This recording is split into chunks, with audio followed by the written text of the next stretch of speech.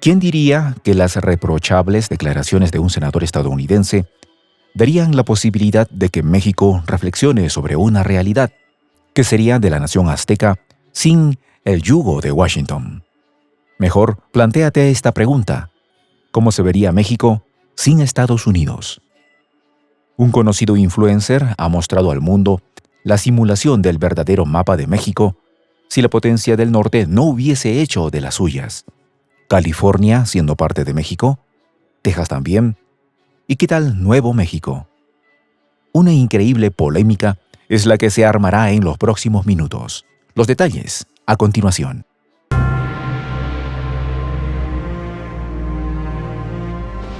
Voz de la Patria Grande. Sin la gente de Estados Unidos, México, hablando en sentido figurado, estaría comiendo comida para gatos de una lata y viviendo en una tienda de campaña. Fueron las desafortunadas declaraciones del senador republicano por Luisiana, John Neely Kennedy, que encendieron las redes sociales e hicieron que el famoso influencer con más de 118,000 seguidores en Twitter, Roy López Rivas, enseñara al congresista cómo se vería el mapa de México sin Estados Unidos. Las ofensivas palabras del legislador se darían durante una audiencia en el Capitolio estadounidense, en la que encaró a la jefa de la DEA, Ann Milgram, a quien cuestionó sus esfuerzos por detener la dosis de fentanilo que ingresan a los Estados Unidos, sugiriéndole lo siguiente: permitir que nuestro ejército y nuestros agentes del orden público entren a México y trabajen con ellos para detener los cárteles. Igualmente, el senador por Luisiana concluyó diciendo lo siguiente: la administración de Biden podría usar tropas para acabar con los cárteles. Al declarar que la economía estadounidense era de $23 billones, mientras que la azteca era de 1.3 billones y que Estados Unidos le compraba 400,000 millones cada año a México, por lo que el país hispanohablante dependía mucho del anglosajón. Ahora, ¿pero qué pasaría si las cosas se hubieran mantenido como refleja el mapa? Sin lugar a dudas, la correlación de las fuerzas sería distinta y no habría generado toda esta movida actual en la que actores como Ron DeSantis se han permitido criticar al presidente mexicano por supuestamente permitir que millones de personas crucen su territorio para llegar a la frontera estadounidense, asegurando que, debido a esto, AMLO tiene un desastre en sus manos. Las declaraciones recientes de Kennedy y DeSantis se suman a las anteriores hechas por los también republicanos. Dan Crenshaw, quien desde el Congreso pidió autorizar el uso de militares estadounidenses contra los cárteles de sustancias ilícitas, y las del ex fiscal William Barr, quien dijo que López Obrador invoca celosamente la soberanía de México para impedir que los estadounidenses tomen medidas mientras se entrega la soberanía. Y es que claramente estos funcionarios desearían tener al otro lado de la frontera a títeres manipulables y no a un gobierno que esta vez sí defienda sus intereses. Estas aseveraciones se han realizado dentro de una ofensiva política comenzada a finales del año pasado por el ala de ultraderecha republicana, como una estrategia para atraer electores, dada la cercanía de las próximas elecciones presidenciales del 2024.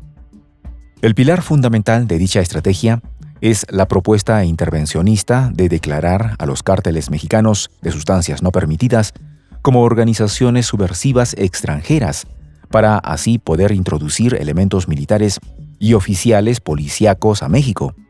¿Será que con esta propuesta buscan ir por la otra parte del territorio que desean?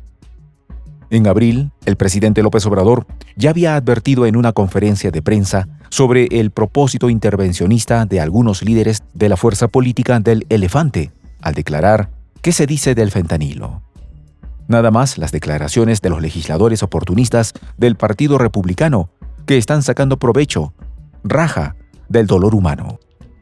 La crisis diplomática iniciada por el senador de Luisiana se asemeja a la ocurrida en 1803, cuando Estados Unidos compró este mismo estado a España e, imbuido en la doctrina del destino manifiesto, ofreció a México también comprarle Texas, Alta California y Nuevo México, en donde un nutrido número de pioneros estadounidenses se habían establecido.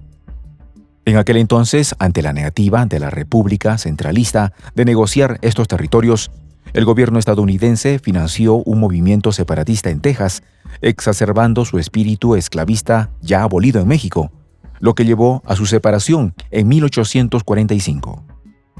No satisfecho solo con Texas, el presidente estadounidense James K. Polk autorizó el avance de sus tropas hacia el Río Grande, dando inicio al conflicto bélico que culminaría 15 meses después con el Tratado de Guadalupe Hidalgo, en el que México cedió el 55% de su territorio, incluyendo los estados actuales de California, Nevada, Utah, Nuevo México, Arizona, Colorado, Oklahoma, Kansas y Wyoming. Si a comienzos del siglo XIX la Federación Mexicana no hubiese perdido estas tierras, tal como se muestra en el mapa del influencer, tal vez habría multiplicado por 5 su actual Producto Interno Bruto, entre otras muchas cosas que pudieran haber sido distintas. Pero lo que sin lugar a dudas sería muy distinto es el territorio estadounidense, sin estados clave para su sostenimiento. Más allá de esto, lo que sí sería una certeza es que los recientes comentarios del senador Kennedy no hubieran ocurrido, llevando al presidente mexicano a afirmar que no permitirá que insulten a México, pero continuará con su política de buena vecindad, ya que considera que se trata tan solo de una estrategia de campaña. Tampoco hubiera tenido que manifestarse el secretario de Relaciones Exteriores, Marcelo Ebrard, declarando a Kennedy una persona non grata en México, ni tener que increparlo diciendo lo siguiente: nosotros no nos rebajamos a ese nivel. Nosotros respetamos a Estados Unidos, porque somos dos países aliados. Los comentarios del senador solo revelan lo ignorante y pequeño que es. Pero tal vez lo que sin duda se hubiera evitado el senador sería las enérgicas declaraciones del embajador de México en Estados Unidos, Esteban Moctezuma, quien a través de una carta recordó al congresista que Luisiana vendió a su país $40,000 millones el año pasado y le compró solo $15,000 millones, con una balanza superavitaria a favor del estado que representa, que además permite el sostenimiento de 70,000 familias. En su versada comunicación, el embajador instó al senador a ofrecerle una disculpa a sus propios ciudadanos, manifestándole lo siguiente: lo que usted afirmó no es digno del estado de Luisiana, conocido por ser un crisol de culturas. Refugiándonos nuevamente en la historia, es necesario resaltar que el conflicto que derivó en la pérdida de territorio mexicano comenzó con una crisis migratoria similar a la que hoy en día se discute como tema fundamental para las próximas elecciones. A comienzos de 1800, el asentamiento de 20,000 estadounidenses en territorio tejano, según números del historiador Rodolfo Acuña, llevó a su adhesión al Gigante del Norte. Hoy en día, la terminación de la política migratoria, conocida como el Título 42, evitará que los funcionarios fronterizos continúen expulsando a los migrantes que llegan a Estados Unidos desde México, lo que incrementará aún más la población latina en territorio estadounidense. ¿Será esto lo que los tiene nerviosos? Junto con el Título 42, se dejará de utilizar el Protocolo de Protección de Migrantes o la política comúnmente llamada Quédate en México, con la que decenas de miles de solicitantes de asilo fueron devueltos durante la pandemia al país azteca hasta que tuvieran que comparecer ante una corte para su audiencia migratoria, lo que fue denunciado como un programa cruel y peligroso. El protocolo, lejos de ofrecer protección a los migrantes, los dejaba en condiciones inseguras en poblados fantasmas, ubicados a lo largo de los límites, víctimas de diversos abusos cometidos incluso por las agencias de control fronterizo. Con la finalización de estas medidas migratorias, se espera que entre 9,000 y 14,000 migrantes intenten cruzar la frontera México-estadounidense a diario, más del doble de las personas que lo hacen actualmente, lo que ha dado la oportunidad a los republicanos de criticar las medidas migratorias del actual gobierno con fines electorales. La presión ejercida por la campaña ha llevado a que el gobierno de Biden anuncie la creación de centros regionales de procesamiento en América Latina para que los migrantes puedan solicitar su ingreso a Estados Unidos, ubicándolos inicialmente en Colombia y Guatemala, dos países por los que suelen pasar en su camino hacia el norte. Cerca de 11 millones de personas cruzaron esta frontera durante el 2020 para llegar a Estados Unidos.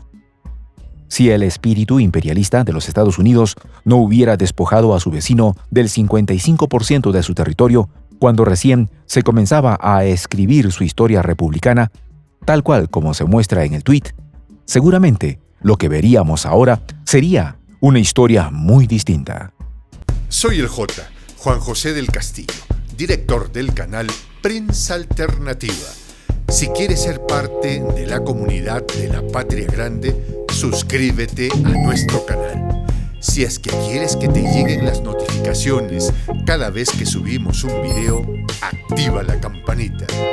Si quieres apoyar a nuestro canal económicamente, puedes hacerlo a través de PayPal. El enlace está en la descripción del video. A nombre del equipo de Prensa Alternativa, me despido con esta expresión en el quechua milenario, Tupananchis Kama, cuya traducción es hasta volvernos a encontrar.